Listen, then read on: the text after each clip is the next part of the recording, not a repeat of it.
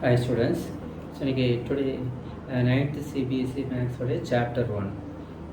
கொடுத்துருக்க கொஸ்டின் என்னன்னு பார்த்தீங்கன்னா ABCD is a parallelogram. ABCD is a parallelogram. 4 vertices கொடுத்துட்டாங்க. Verticesல ஒரு பாயிண்ட் மட்டும் பார்த்தீங்கன்னா unknown இருக்கு. இந்த P தான் கண்டுபிடிக்க சொல்லிக்கிறாங்க. சரி, அதுக்கு முன்னாடி இப்போ ABCD is a parallelogram சொல்லியாச்சு. இங்கே 4 பாயிண்ட்ஸ் கொடுத்துட்டாங்க. ஃபர்ஸ்ட் சாப்டர் நம்ம படித்தது என்னென்னு பார்த்தீங்கன்னா ஒன்று டிஸ்டன்ஸ் ஃபார்முலா, இன்னொன்று மிட் பாயிண்ட் ஃபார்முலா. ஸோ அதில் இது எது அப்ளிகபிள், டிஸ்டன்ஸ் கண்டுபிடிக்கலாமா இல்லை மிட் பாயிண்ட் யூஸ் பண்ணலாமா? இதில் 2 விதமாக இருக்குது. உங்களுக்கு டிஸ்டன்ஸ் ஃபார்முலா யூஸ் பண்ணியும் போடலாம், மிட் பாயிண்ட் யூஸ் பண்ணியும் போடலாம். டிஸ்டன்ஸ் எப்படி யூஸ் பண்ணலான்னு பார்த்தீங்கன்னா பேரலோகிராமோட ப்ராப்பர்ட்டிஸ் நமக்கு தெரிஞ்சிருக்கும். என்னென்னா opposite sides are equal, opposite sides are parallel and ஈக்குவல்னு சொல்லுவாங்க.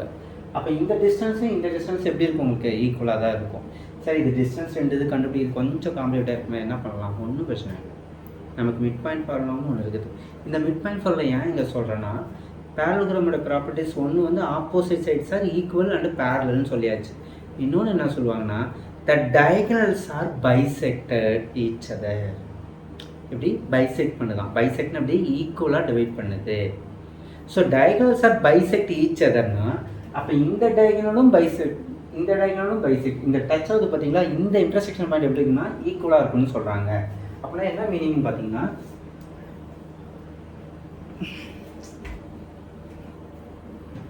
சரி இதுவும் இதுவும் ஈக்குவல், இதுவும் இதுவும் ஈக்குவல் சொல்லியாச்சு. அப்போ இதுவும் இதுவும் ஈக்குவல், இது இந்த டயகனல்ஸ் ரெண்டுமே பார்த்தீங்கன்னா பைசெக்ட் பண்ணுதுன்னு சொல்லியாச்சு. சரி, ஓகே.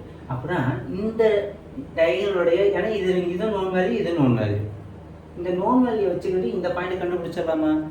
இது கண்டுபிடிச்சோம்னா அப்போ இதையும் கண்டுபிடிச்சிடலாம்ல. இதை வச்சுக்கிட்டு இதை கண்டுபிடிக்க முடியுமா? எப்படின்னு பார்க்கலாமா? சரி, ஓகே. இப்போ இந்த ஏசி ஒரு டயகனலோட, இந்த ஏசி டயகனலோடைய மிட் பாயிண்ட் எல்லாமே கண்டுபிடிக்கலாம். 2 பாயிண்ட் என்னது, 6,1, இன்னொன்று வந்து பார்த்தீங்கன்னா 9,4. நமக்கு ஃபார்முலா தெரியும். என்ன ஃபார்முலா? x, y சொல்லுங்க பார்ப்போம். Very good. x1 + x2 / 2, y1 + y2 / 2. எப்போவுமே ஃபார்முலா எழுதிட்டு தான் எழுதணும், ஓகேங்களா? இது x1, இது y1, x2 y2. x1 x2 y1 y2ன்னு போட்டுறாதீங்க. கோஆர்டினேட் பாயிண்ட்ஸ் எப்பவுமே எப்படி இருக்கணும், x, y தான். So x1 y1 x2 y2 substitute பண்ணுங்க பார்ப்போம். 6 + 9 / 2, 1 + 4 / 2 is equals to 15 / 2, 5 / 2. ஸோ இதுதான் மிட் பாயிண்ட் ஆஃப் ஏசி. இப்போ similarly mid point of B D கண்டுபிடிங்க.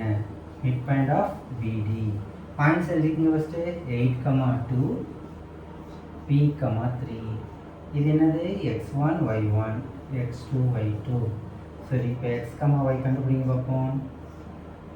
8 + P / 2, 2 + 3 / 2 equals to 8 + P / 2, 5 / 2. இப்போ நம்ம எது கண்டுபிடிக்கணும், P வேல்யூ கண்டுபிடிக்கணும்.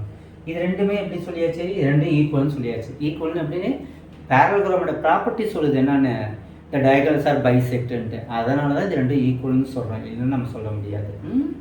ஓகே. இப்போ இதில் பாருங்கள், இதுவும் 5 / 2, இதுவும் 5 / 2 ஈக்குவல் ஆகி போச்சு.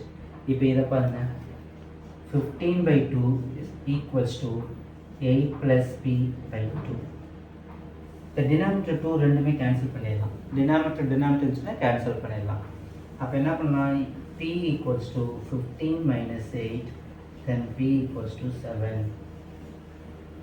அப்போ இந்த டியோட பாயிண்ட்ஸ் என்னது நமக்கு, P, that is 7, 3.